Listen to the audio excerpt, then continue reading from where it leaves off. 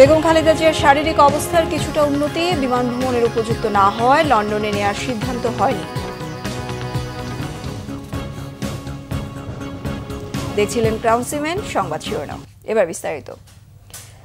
বেগম খালেদা জিয়ার শারীরিক অবস্থার ধীর উন্নতি অব্যাহত রয়েছে বলে জানা গেছে। বিমান ভ্রমণের উপযুক্ত না হওয়ায় বেগম খালেদা জিয়ার লন্ডন যাত্রা আরেক দফা পিছিয়ে যাচ্ছে। বেসামরিক বিমান চলাচল কর্তৃপক্ষ সূত্র জানিয়েছে, এয়ার অ্যাম্বুলেন্সের জন্য মঙ্গলবারের শিডিউল প্রত্যাহারের আবেদন জানিয়েছে সংস্থাটি। এর আগে এয়ার অ্যাম্বুলেন্সটি মঙ্গলবার ঢাকায় অবতরণের অনুমতি চেয়েছিল, যা বরাদ্দ করাও হয়। এর আগে সবশেষ ব্রিফিংয়ে বেগম খালেদা জিয়ার ব্যক্তিগত চিকিৎসক ও বিএনপির স্থায়ী কমিটির সদস্য ডাক্তার এজেডএম জাহিদ হোসেন জানান, বেগম খালেদা জিয়ার সুস্থতাকে সর্বাধিক অগ্রাধিকার দিচ্ছে মেডিকেল বোর্ড। দেশবিরোধী ষড়যন্ত্রের বিরুদ্ধে সজাগ থাকার আহ্বান জানিয়েছেন বিএনপির ভারপ্রাপ্ত চেয়ারম্যান তারেক রহমান। তার মতে ২৪ জুলাই আন্দোলনের মূল নায়ক এদেশের সাধারণ মানুষ। দেশ গঠনে সবাইকে সম্পৃক্ত করার তাগিদ দেন তিনি। আরও জানাচ্ছেন সিকান্দার এমান। বিএনপির দেশ গড়ার পরিকল্পনা শীর্ষক কর্মসূচির দ্বিতীয় দিন প্রধান অতিথির বক্তব্যে বিএনপির ভারপ্রাপ্ত চেয়ারম্যান তারেক রহমান বলেন, বিএনপি ছাড়া অন্য কোনো রাজনৈতিক দল দেশ গড়ার বিষয়ে বিস্তারিত পরিকল্পনা জানাতে পারেনি। আমরা দেখছি এর মধ্যে বহু ষড়যন্ত্র চলছে, জিনিসটা যাতে সত্যটা প্রকাশ না পায়, বিভিন্ন জনের বিভিন্ন ষড়যন্ত্র চলছে। কিন্তু পেটের ক্ষুধা কিন্তু বাস্তব কথা বলে, খালি পকেট বাস্তব কথা বলে। আমরা যদি পত্রিকার পাতা খুলি, খবরের কাগজ দেখি, আমরা তাহলে দেখতে পাই বিভিন্ন শ্রেণী পেশার মানুষের বিভিন্ন সমস্যা। মিল ফ্যাক্টরি বন্ধ হয়ে যাচ্ছে, দেশি হোক বিদেশি হোক বিনিয়োগকারীরা বলছে আমরা বিনিয়োগ করব না, করতে চাই না। হাসপাতালগুলোতে সেই ঠিকভাবে চিকিৎসার সুবিধা নেই। স্কুল কলেজগুলোতে অনেক জায়গাতেই সঠিকভাবে শিক্ষা কার্যক্রম পরিচালিত হচ্ছে না। রাস্তায় বের হলে ছিনতাই বলো যাই বলে এগুলো তো আছেই, কিন্তু অ্যাক্সিডেন্টের হাত থেকে সুস্থ শরীরে ফিরে আসা যাবে কিনা সেটারও কিন্তু গ্যারান্টি নেই। প্রার্থীদের জন্য কাজ নয়, ধানের শীষের জন্য কাজ করার কথা বলেন বিএনপির ভারপ্রাপ্ত চেয়ারম্যান। হয়তো এমনও হতে পারে তোমার এলাকায় যেই প্রার্থী ঘোষণা করা হয়েছে দলের পক্ষ থেকে, একটা তো সিদ্ধান্ত নিতেই হবে আমাদেরকে। আমরা একটা সিদ্ধান্ত নিয়েছি, কম বেশি যেটা মনে হয়েছে ভালো হবে আমরা সেটাই নিয়েছি।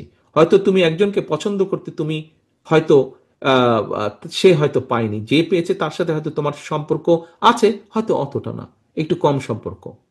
ভাইরে, তুমি তো প্রার্থীর জন্য কাজ করছো না, তুমি তো তোমার ধানের শীষের জন্য কাজ করছো, তুমি তো তোমার দলের জন্য করছো।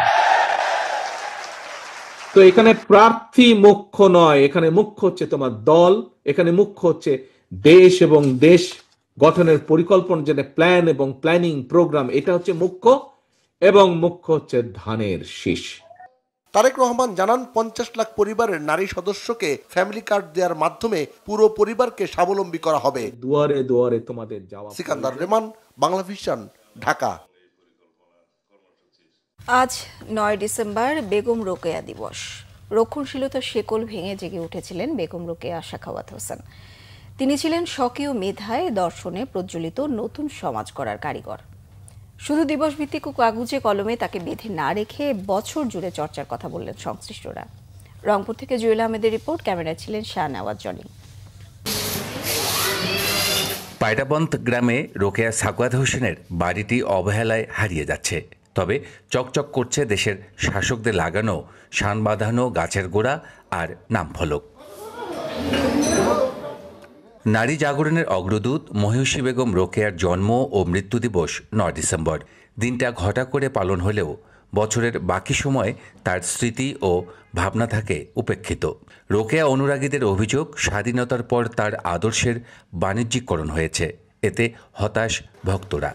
অনেক স্বপ্ন ছিল আমি ওনার জন্মস্থানে আসব, তো আজ আমি এসছি, কিন্তু আমার কিছুটা স্বপ্নভঙ্গ হয়েছে। বেগম রোকেয়ার জন্মভূমিটা যেটা যে আপনারা দেখতে পাচ্ছেন যে শুধুমাত্র কয়েকটা ইটের মধ্যে এখনো পড়ে আছে, এটা বারবার বলা হয়েছিল এটা তথ্য স্বাস্থ্য অধিদপ্তর থেকে এটাকে নতুন করে এটাকে আবার গুছিয়ে তোলা, কিন্তু সেটা আজ পর্যন্ত হয়নি। এই সরকার বেগম রোকেয়া কেন্দ্রিক এই প্রতিশ্রুতির বেড়াজালে না থেকে বেগম রোকেয়ার জন্য উনি কিছু করবেন। যত প্রতিশ্রুতি দেওয়া হয় তার বাস্তবায়ন একটিও হয়নি। মানুষ এসে থাকার ব্যবস্থা হবে এবং থেকে সে গবেষণা করবে।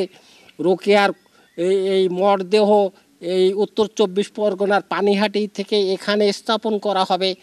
বিশেষজ্ঞরা বলছেন, মেলা বা দিবস নির্ভরতা নয়, বেগম রোকেয়ার চেতনাকে বাঁচাতে প্রয়োজন ধারাবাহিক কর্ম ও গবেষণা।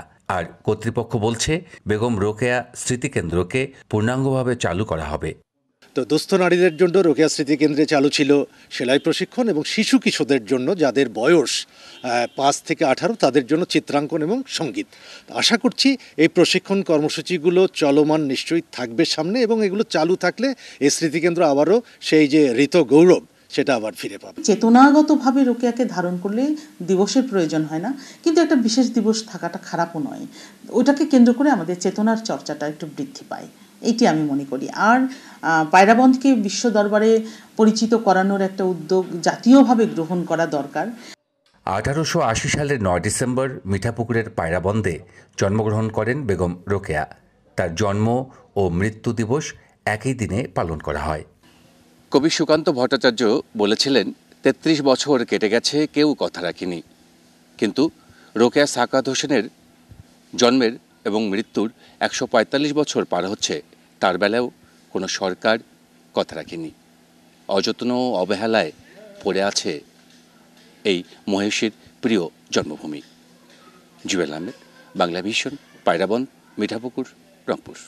এই ছিল এখনকার মতো। পরের সংবাদ সকাল 11টায় দেখার আমন্ত্রণ রইল। সঙ্গে থাকায় ধন্যবাদ সবাইকে।